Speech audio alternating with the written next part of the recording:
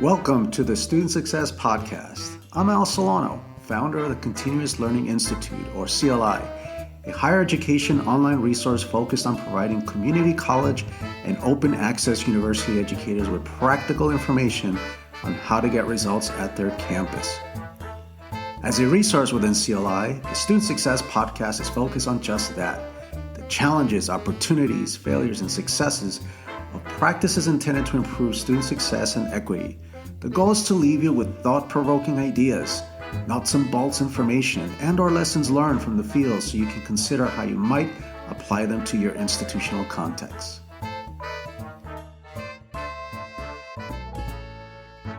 For today's podcast, it's a pleasure to have Dr. Mordecai Brownlee, president of Community College Aurora in Colorado.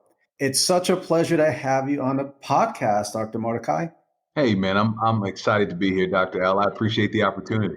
I've been wanting to have this podcast with you. I reached out to you about 14 months ago because I was in the middle of putting together a guide after years and years of coaching and just being in the trenches, implementing, helping to increase student success and equity. I wrote a guide titled, Why Do Colleges Struggle to Implement Priorities and What to Do About It?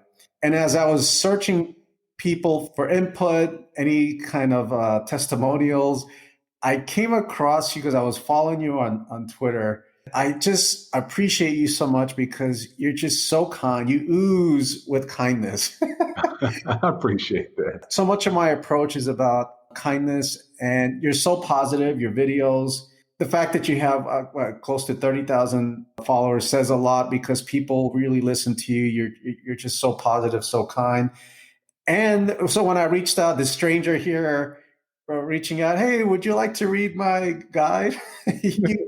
you were so nice, and you did, and you gave me a quote, and I just really appreciate you, man. Thank you so much for that. I start the podcast. I like to ask guests questions about if they have a particular hobby or talent or superpower that they wouldn't mind sharing, beyond their good work. So do you have anything you'd like to share? You know, man, I would tell you a talent that I've had for quite some time. I'm a pretty good drummer, man. I grew up as a kid playing drums, played in a few bands, and that was my thing. And I'll be honest with you, my pathway for the longest I really thought was going to be in music. So after music, I thought that I was going to be the next MTV VJ on BET, counting in the music videos, man. But yeah, that was my pathway for quite some time. Do you still dabble once in a while? Gosh, man, it's about as good as it gets. Is me sitting on the kitchen floor with my 7-year-old and 3-year-old hitting on pots and pans. I just haven't had the time. I had my own drum set at one point in time, and all the moves and things that I've done, and lugging those things around. So I think I've blessed others years ago with those. But I've had one or two situations where folks have needed a drummer last minute. And I try to dust off the skills to keep the beat going, man. If I had that skill, back in my administrator days, I would have a room dedicated to just those drums. And when I would come back from work, had maybe a little bit of a rough day, boy, I'd be playing those drums like there's no tomorrow. Do you like jazz drumming or or just pretty much anything? To be quite honest, love jazz, improvisational jazz. But I've listened to folks like Robert Glasper for a while. I was following, and there's a friend of mine that's a fellow drummer his band is doing quite well. Now, hopefully, I'm pronouncing their name Karimbin, but they're doing quite well for themselves. But I try to just mix it up. And I'm one of the folks that I learned, I learned this back in college, man, in terms of my study style. I have to have music in the background in order to help me think. I'm not the guy that can be in a quiet room and write and type and stay focused. I have to have that background noise. I wish I would have figured that out a whole lot sooner along my academic pathway. I perhaps would have done better.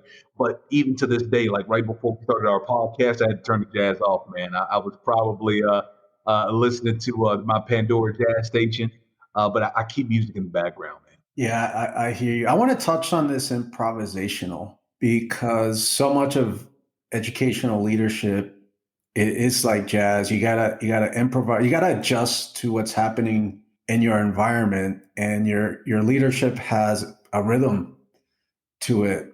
And I think all educators were put in a very interesting situation when the pandemic hit last March. I wanted to just, if you wouldn't mind unpacking some of that improvisational leadership, the strategies, the rhythm that you had to take, a new rhythm to ensure that we can continue to serve students during the pandemic, A, and B, what are some lessons learned from the last, because we're not going into really year 2 of the pandemic academic year, we're going into year 3. Yeah. If you really think about it. Could you tell us a little bit about that experience? What are you going to take now moving forward with this new academic year? I'll tell you three things come to mind, and I'll do my best to say them as quickly as possible, my friend. One of those things being, and you hit the nail on the head when we called it a rhythm. When the pandemic first entered into, this country's borders, we're full fledged at that point into what I believe was the spring semester, and quickly having to pivot back then to ask the question of how do we ensure continuity of service. And I remember going through that exercise at that time with Alamo Colleges and me serving as vice president of St. Philip's College at that time, and being called and given the opportunity to lead that work for the Student Success Division of the entirety of the district system, which was an absolute honor, but it was also a strong responsibility. Part of that first lesson that I would say that we learned is that a lot of what we took for granted that we could provide online, we found that we could.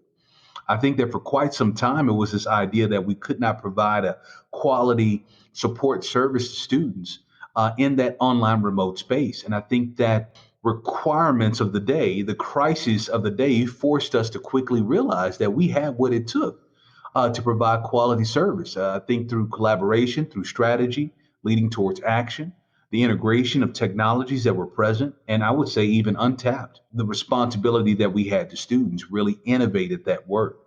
The second thing that I would say is that through this pandemic that it has certainly brought to the forefront, and that is a renewed commitment to student success with the focus on access. As we look at low socioeconomic communities, as we think about the charge, especially in this community college space that we have towards social and economic mobility, the empowerment of the students, the diverse communities in which we serve, access has to continue to be at the forefront of our minds. And I think that this pandemic in this time period has encouraged us to really evaluate our commitments to access.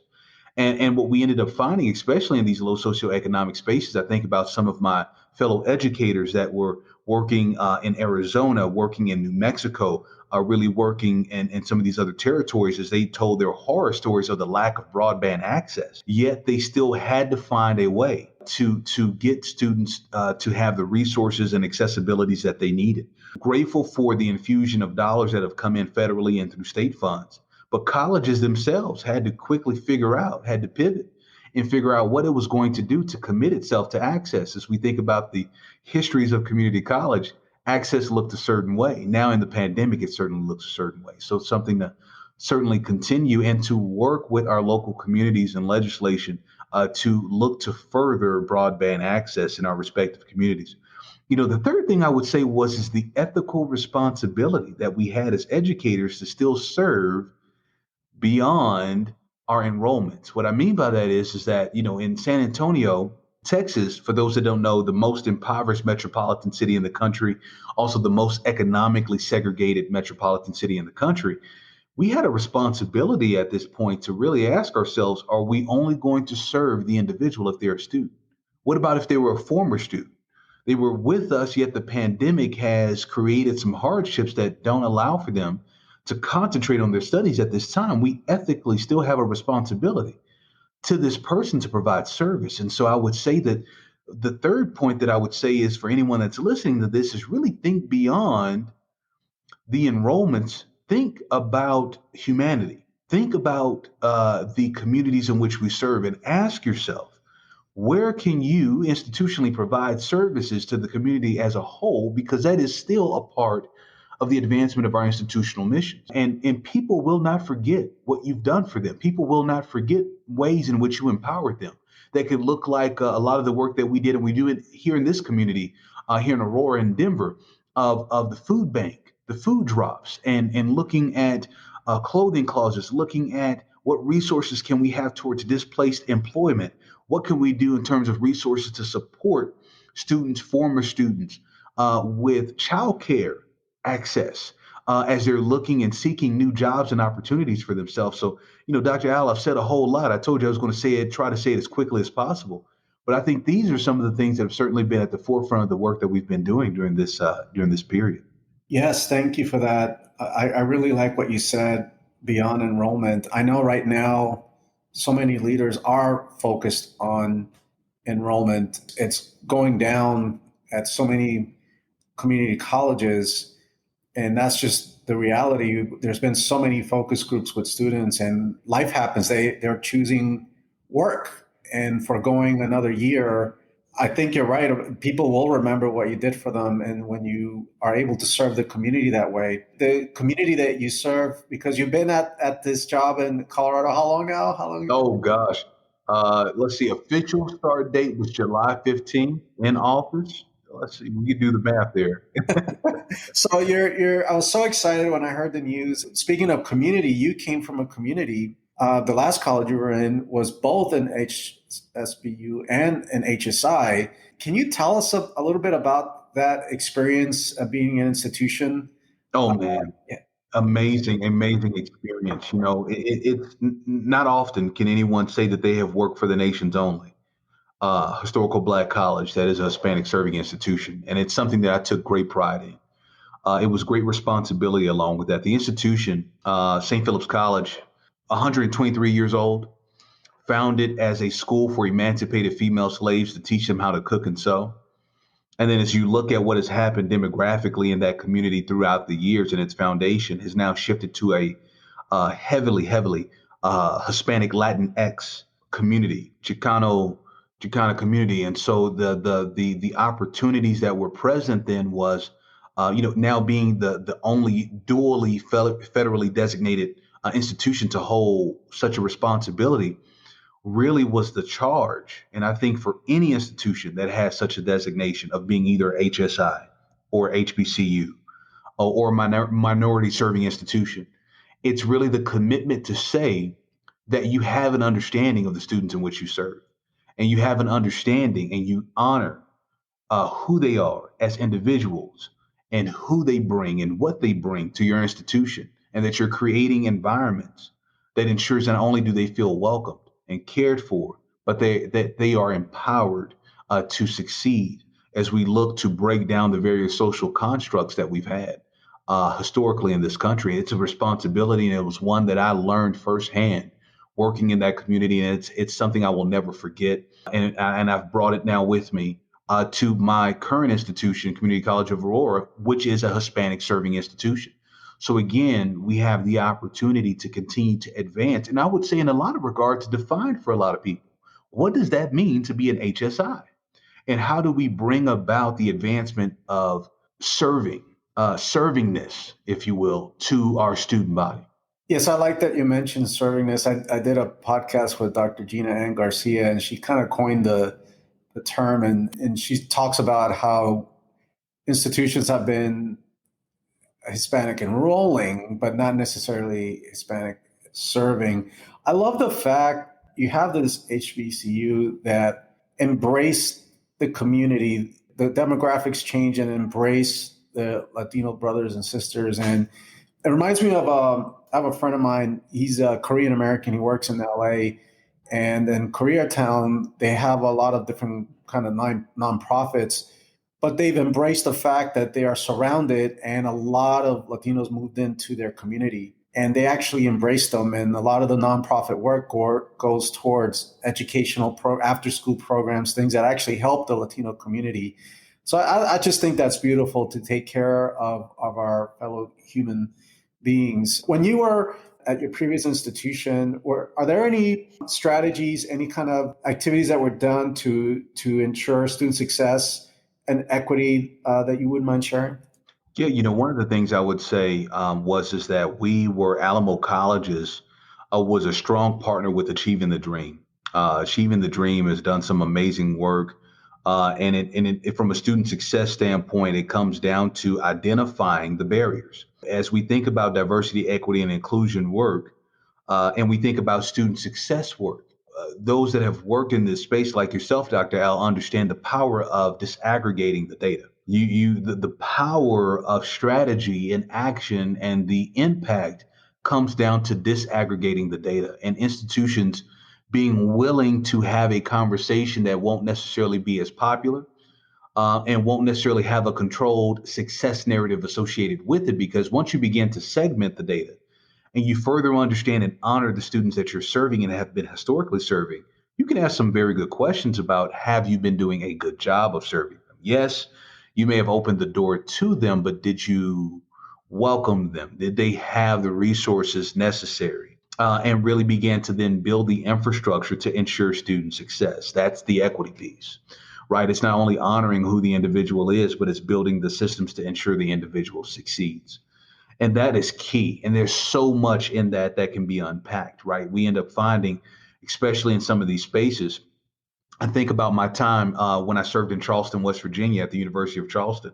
For those that are unaware, West Virginia, and it still may be this case, West Virginia was the only state in the union at that particular time that there were more people passing away than being born in the state. And you dealt with an economic deficit that heavily played a role in the K-12 system. At that particular time, we were had the worst K-12 scores, student success scores in the Union, the United States of America. I think second was Mississippi at that particular point. I bring this up to say that working in these various spaces that have had various hardships has really taught me the importance of honoring who you serve, and really being willing and understand the responsibility with building systems, whether that be advocacy centers, whether that be the employment centers. And there's various aspects to advocacy, student crisis impact. We can't expect the student to choose whether or not to pay for a class or to pay for their lights to be on at their home, their gas to be turned on. If I'm having to make a decision whether or not to buy books or to buy a meal for my child, what do you think I'm going to choose? So as we then talk about the student success narrative, it's very important for institutions to build their student success infrastructure around who they serve, not who they're hoping to serve. You're so right about the infrastructure. As I've been telling so many of my colleagues, so many colleges, that it's fine to be proud to tout high course success rates. Nationally, they're not too bad. They're around 70% on average. But again, as I've been saying, that masks the fact that the completion rates tell a different story. Mm-hmm. More than half drop off in the first year, and the completion rates at some institutions are single digits or below 20%. So if there's high success rates in the courses, there's something that's happening in their student experience that's not allowing them to complete. And then moving beyond blaming external factors or blaming students, but really, what do we have control over? What can we actually do? What can we do to be better prepared for the community that we serve? So thank you for sharing that. Now, given that you were at a HBCU and HSI, this experience in West Virginia, wow, I didn't know that stat. That's really sad.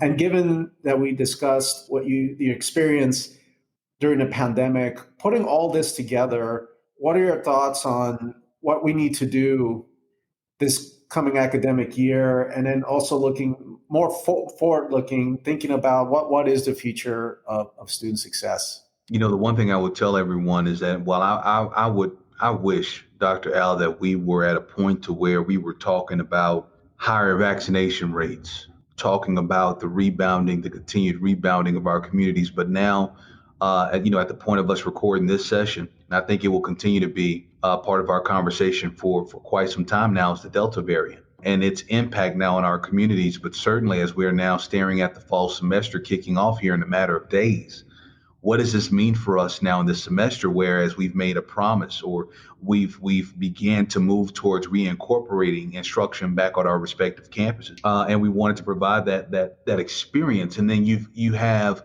the mental health impacts that have happened during this time. We've already talked economic impacts, but now the mental health impact of people wanting and desiring connectivity and connection, face to face interactions. They've gotten out in mass, and now we're dealing with a variant that is running rampant. And who knows the next variant, if we look at it from a Greek alphabet, what would that be? Gamma, alpha, beta, delta, gamma. I think gamma would be the next variant, hopefully, that we're not dealing with. So these concerns as we look into the fall semester and the academic year, institutions, number one, need to be ready to pivot at the drop of a hat. Yes, we would love to be able to say, we're all in for the fall semester, ready to provide this in-seat experience. We're going to do it now responsibly. You almost can't even say it. You could say at this point in time, we're ready to provide this for you. At this point in time, these are our commitments. However, states and cities are now mandating certain things in regards to vaccinations and mask mandates. It'll be very interesting to see over the course of the next 60 to 90 days what happens with faculty, staff, instructors, and their response to some of these mandates that will be coming down the pike. Some folks will say, well, hey, I'm all about it. I've been vaccinated. Others just say it's not my right as a citizen. I can choose otherwise. Yet now is this now hinged on my employment? I bring these things up because they're real serious conversations that should be happening if they're not already happening. But what does this mean for us in our commitment to student success? Well, there will be an impact. I would encourage our institutions to stay student centered, and ask yourself what ensures the best situation for the health safety of your students, your faculty, your staff, and be ready to pivot. We may start in seat, but come October, November, we may have to head in another direction. I was just sharing with my staff in cabinet this morning. We're dealing with Delta now, but no one has even talked about flu season. What is this going to look like when we don't even know even further, don't understand what's behind the cough, what's behind the sneeze? What does that really then mean for us? So student success, now we're talking just the logistics of how to ensure continuity of service once again. And while there has been some fatigue in this space, I'll tell you, Dr. Al, we have to renew our mind, renew our commitment to students, be transparent as possible, but also have some serious contingency plans in place. Because while we may begin face to face, we may not end face to face. And then on top of that, the kickoff of a spring semester in the midst of winter, in the midst of flu, in the midst of hopefully not another variant. What does that mean for us? So times are very interesting. It's a historic time, as we've said and heard, unprecedented. But so does our commitment to student success need to be. It needs to be historic. It needs to be unprecedented. And if we can keep that at the forefront, we'll make it through these times.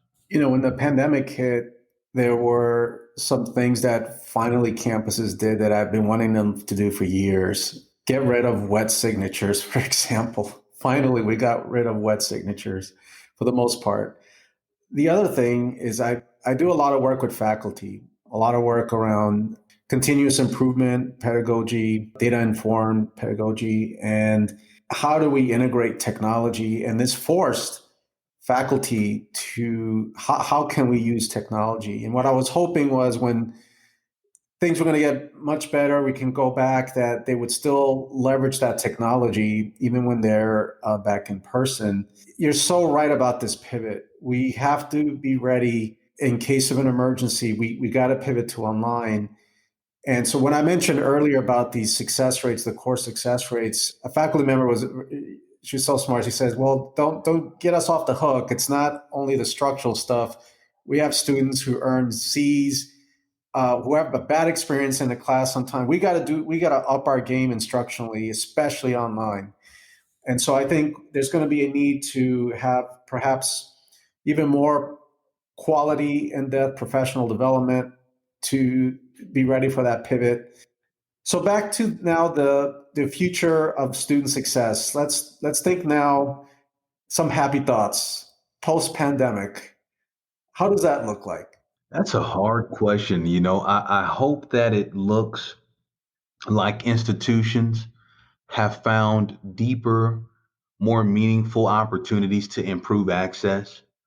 that they have found deeper and more meaningful opportunities on how to advance initiatives that further remove barriers to student success and strengthen the infrastructure towards student success. I certainly hope that. I will tell you that as we think about the impact to student success metrics throughout this pandemic thus far, institutions looking at their completion rates or the lack thereof, looking at the impact to productive grade rates, looking at the potential increases, attempted hours towards completion in comparison to successfully completed courses. There is a recalibration that certainly has to be at the forefront of our minds on how we are picturing success during this time period. And it needs to be in a form and a fashion that leaves the student feeling whole. Everyone is attempting to succeed during these times. Yet we have never been here as a society in modern times.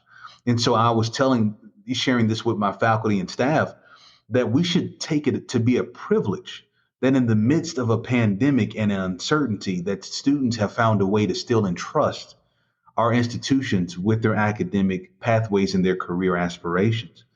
And so that's something that we shouldn't take for granted. And so, with that in mind, remaining students focused, keeping student success at the forefront, let's make the proper recalibrations to encourage, to sustain our students, to ensure their vitality, their health, and continuance during these times, because society as a whole depends on it. I have a nuts and bolts question. You had mentioned earlier about that there's been money allocated. And what I'm finding, so many colleges actually are awash in money. The challenge is they're given a very limited time to spend it. From just a practical strategy perspective, do you have any suggestions? Perhaps how have you looked at all this funding? What kind of process have you used to ensure that people are not going to just argue over it, fight over it, but that it stays student centered, that there's some kind of steps to ensure that funding is used for the right reasons? Yeah. What I would tell others is other educators is that never forget that the mission drives strategy and strategy drives action. And I would say that if you already haven't went through the exercise, certainly there's an opportunity to re-engage fellow educators at your institution into asking the question of an environmental scan with your current strategies that have been guiding your work, perhaps with the utilization of HERF funds and additional funds at your state level, and CARES funds. And the strategy has to guide that work, and your environmental scan should assist the institution in pivoting appropriately. And be sure that you are giving yourself grace and honoring what you have accomplished institutionally during this time, and it should inform your work for the 21-22 school year.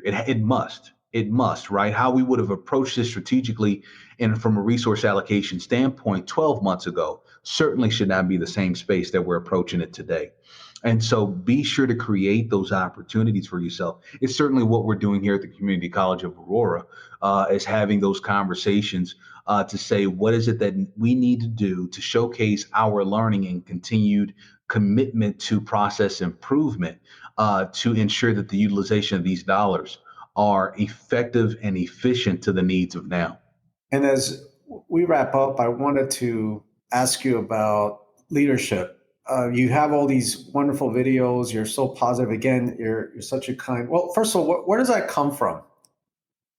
That's a good question. I would tell you, I was raised by a single mother who was an educator who taught me firsthand the importance of faith, the importance of understanding our responsibility in this world to be a light and empowerment to others. Watching the sacrifices that she made since childhood to ensure that others had in moments where she didn't necessarily have, I think was the living example that has always been ingrained in my mind that the work that I do should honor the works and the sacrifices of my mother. And I just, that's remained with me, Al. Thank you for sharing that. As leaders have to adjust to what's happening at campuses, heck, in the world, their rhythm, if you will, their beats, their drumming Do you have any suggestions, especially for those that are up and coming? You've been doing this for a while. You just got a president position, which I'm so happy for. I'm so happy for students. Do you have anything you'd like to impart on those who are maybe would want to become a president one day? Three things very quickly. First thing is, especially now more than ever, take care of yourself. That's simply said, but it takes a lot of intentionality. Be very intentional with your rest. Be very intentional with your diet. Be very intentional with your mental health. Be very intentional with how you're spending your time. Make sure it's real hard. As educators, Al, and you know this, we give so much of ourselves, but we don't do the best job of pouring back into ourselves. And so we have to sustain ourselves. Our students are depending upon it. Our communities are depending upon it. So it's critical. Sustain yourself during these times. Whatever are poor habits that we've perhaps taken up during these times, take that accountability and rid yourself of those habits, and receive the supports and helps that you need, and keep sustaining your health internally and externally. Take care of yourself. Second thing that I would say is on this path is never forget that you're only as good as your ability to make impact. Doesn't matter what your desired outcome was. The question is were you impactful? That impact is heavily driven by your ability to embrace the institutional mission and its strategic plan. So really focus on that. I would say that my mentors did a very good job of instilling that in me, and it has carried me throughout my career to this point, to now be a college president. So no matter your role, there is a leader in every seat. I honor Dr. Adina Williams-Lawson, who was the first person who I ever heard say that, and it has stayed with me. There is a leader in every seat. A leader has nothing to do with the title. And in that work that you are doing within the academy, look at what you can do to advance the mission and strategic plan. The third thing I would say is remember students first. Our job is student success. Whatever the role, whatever the initiative, whatever the cause, the care, the concern, students must succeed. And let's be sure that you, the listener and educator, are part of the work of advancing the lives of our students. That's beautiful. Thank you for imparting that. I think one of the beauties about community colleges and open access universities is that really everybody can play a leadership role, from the analyst to the president to faculty who are so critical. They are part of key committees. They chair certain initiatives. Everybody has an opportunity. So I think those 3 points are for everyone. Thank you for that. Any last parting word? Al, I've enjoyed this time. I've enjoyed this conversation. I'm grateful. Departing words will be for educators: never underestimate your impact and be the change that our society and our world greatly needs. Well, with that, let's just keep on drumming, man. That's it, man. Thank you for listening to the Student Success Podcast. Each episode has show notes, which include helpful links and necessary follow-up information to help you get results. Please consider subscribing to the Continuous Learning Institute website. There are no advertisements. It's simply updates about articles, tools, resources, podcasts, etc., all tailored for you, the practitioner. Thank you.